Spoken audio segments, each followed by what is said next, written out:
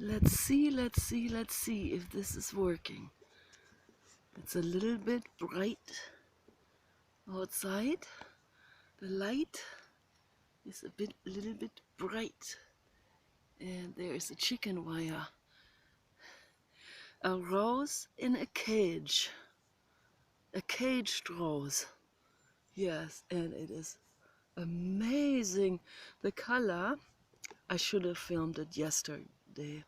Because yesterday you could see the blue color more. Now as it opens up, it becomes almost white. It's almost white now. But it's actually like a bluish, light bluish, like an indigo blue white. That's what it is. It is amazing. A purplish white. Yes, this is an animated being. Yes, it is whipping with the wind. An animated rose is that. Yes, very, very nice.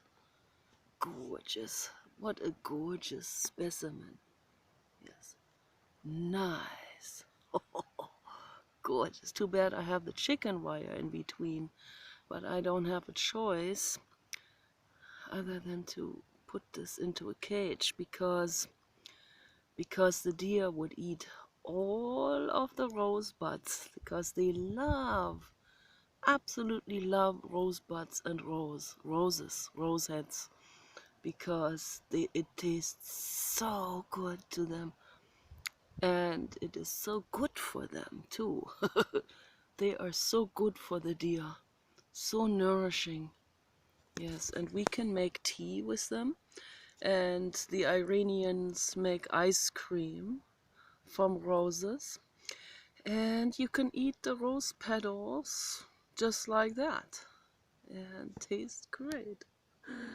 Tastes a little bitter, but that's very, very medicinal, very nourishing, and it is a nerve tonic. Absolutely fantastic. And here is the other one. It is kind of bright, the sunlight right now. So here's the other one. This is a white one. This hasn't opened up fully yet. It is, oh, I see, it has another bud right next to it. I am so excited. Oh, you beautiful beings. Oh, you blue god beings. Are you?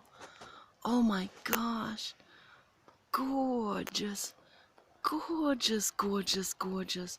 And they're feeling very good here because we used our own fertile decomposed earth, completely decomposed by earthworms, the compost, and we don't use any harsh chemicals, so everything is really, really, really pure and pristine and full of nutrients, and that makes all the plants extremely strong and resilient and resistant to any kind of invader, any kind of pest, insect. I don't want to use the word pest because those little critters, they're all there, they all want to live.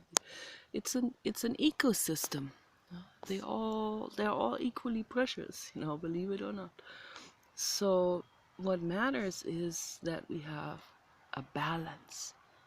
We need a balance in our ecosystem. Very important, very, very important. This is beyond politics, okay, this subject.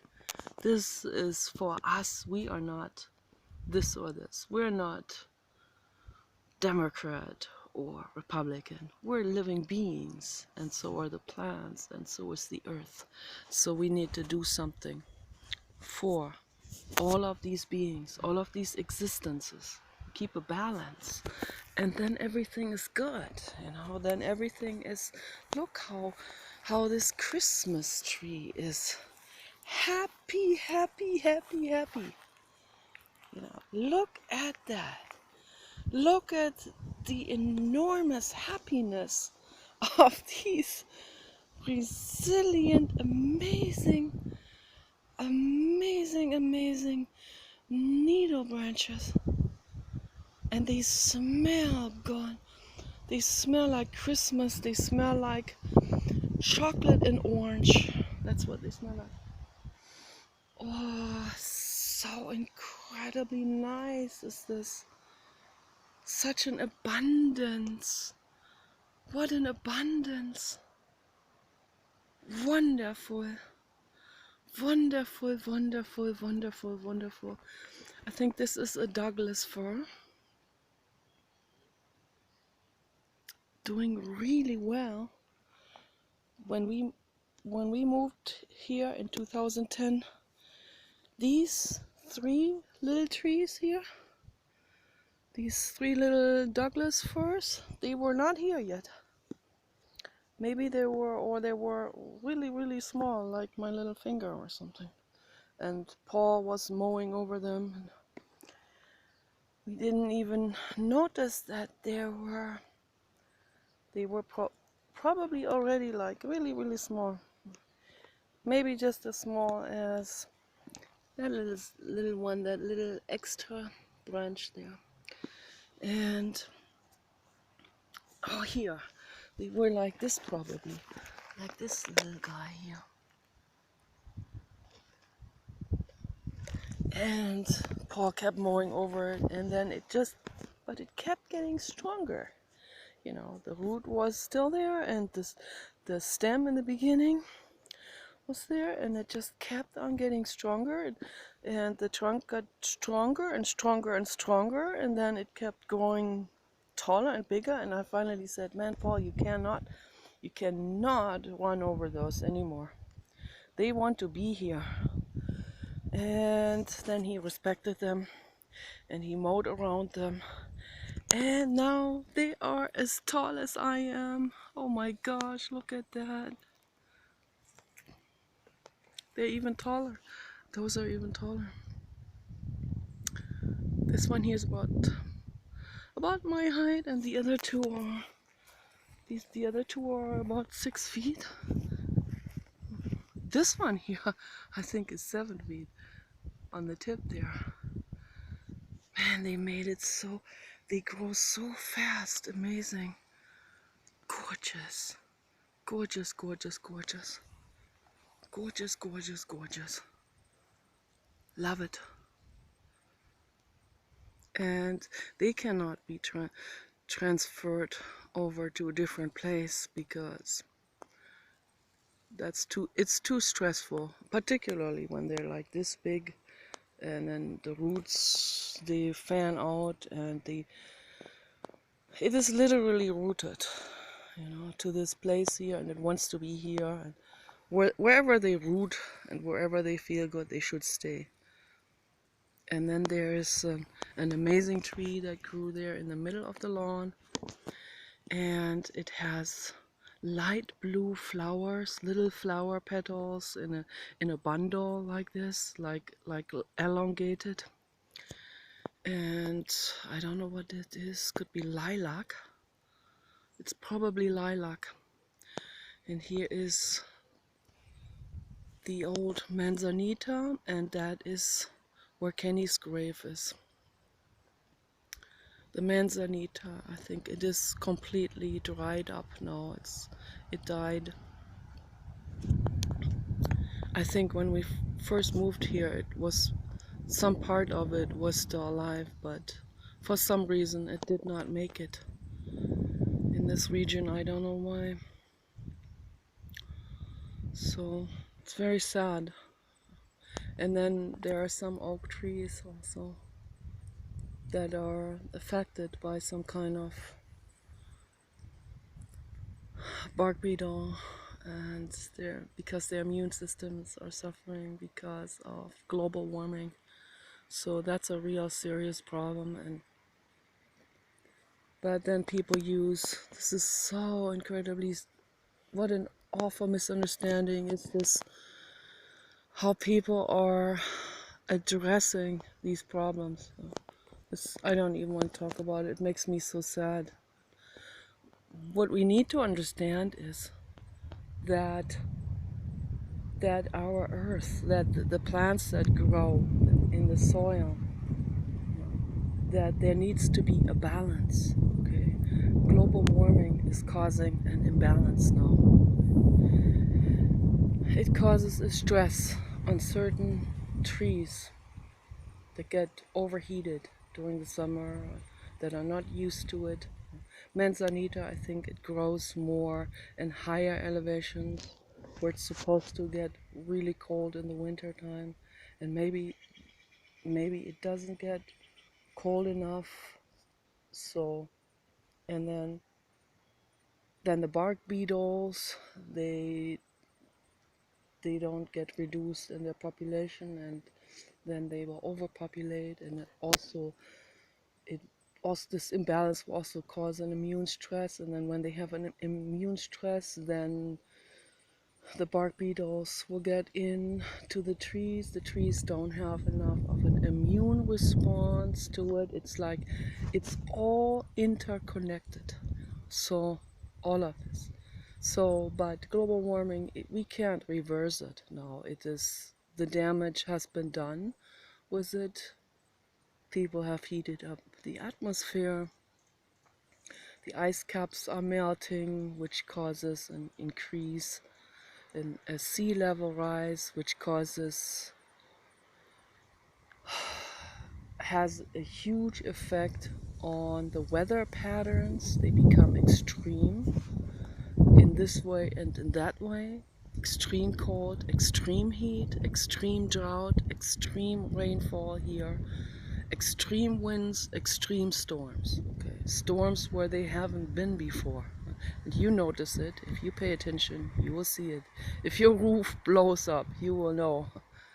And no, it wasn't caused by NASA, it wasn't caused by the Illuminati. It's caused by a heated atmosphere and chaos in the weather patterns. And this causes a stress on the species of plants and animals, and they have to cope with this now in the best way they can. And in the way we can help them is by living as clean and pure and pristine and eco-friendly as we can. Okay, and then we can give them something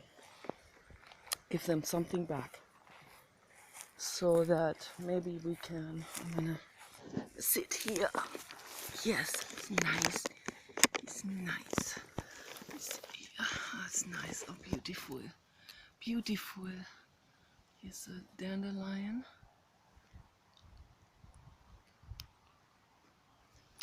Dandelion are good for your liver. Don't eradicate those. We need it.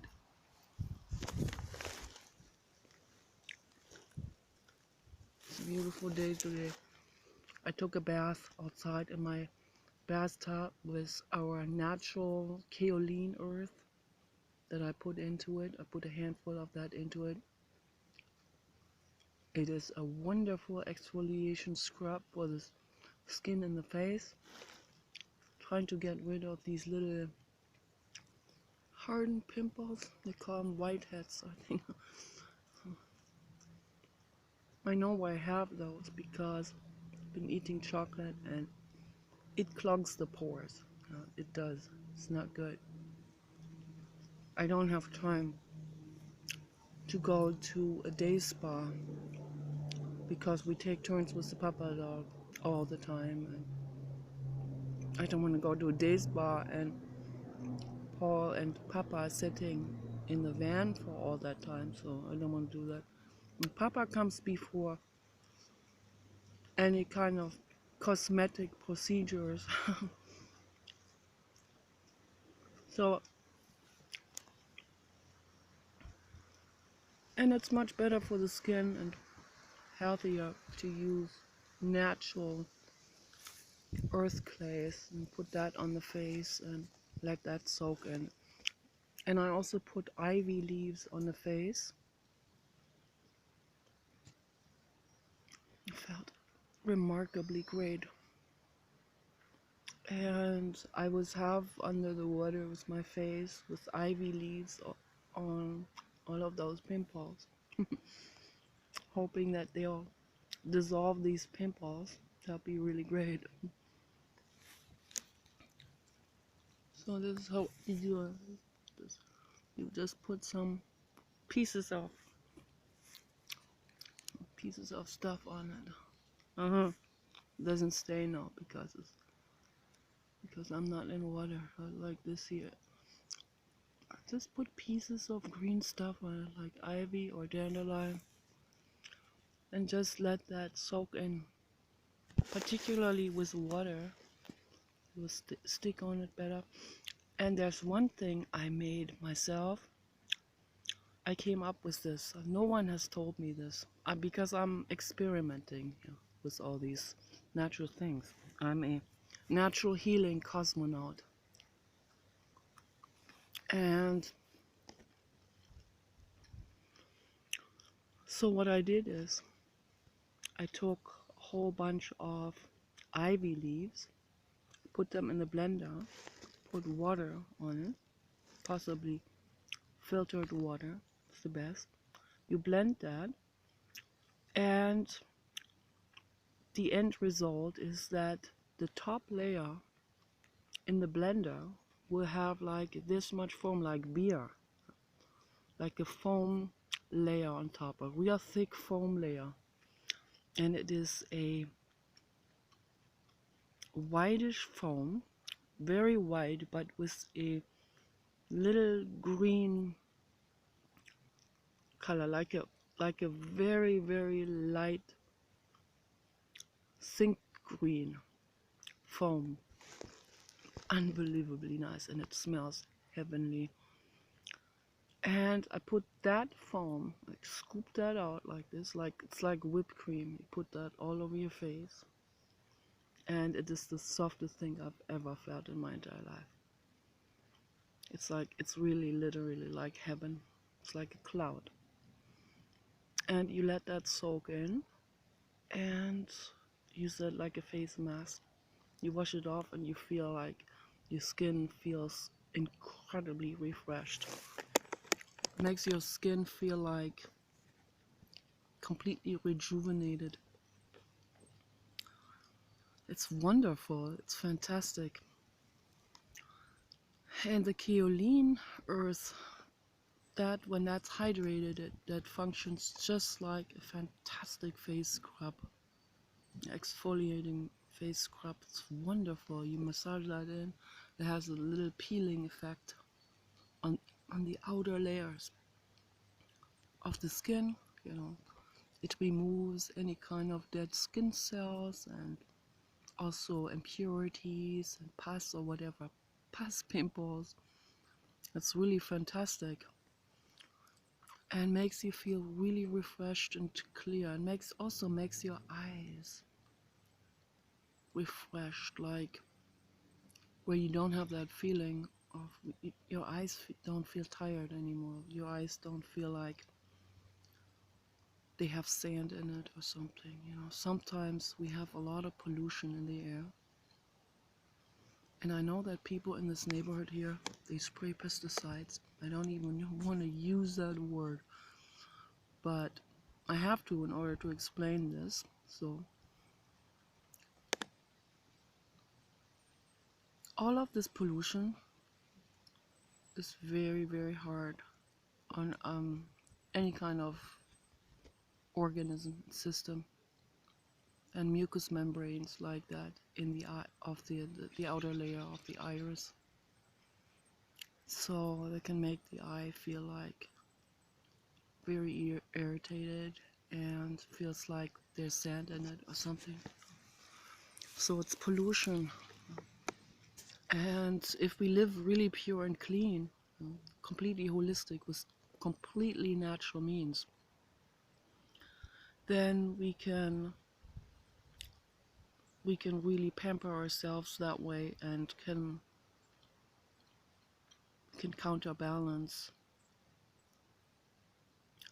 that all of this strain and stress that comes from other people's gardens or from the cities and from the car exhausts and stuff like that.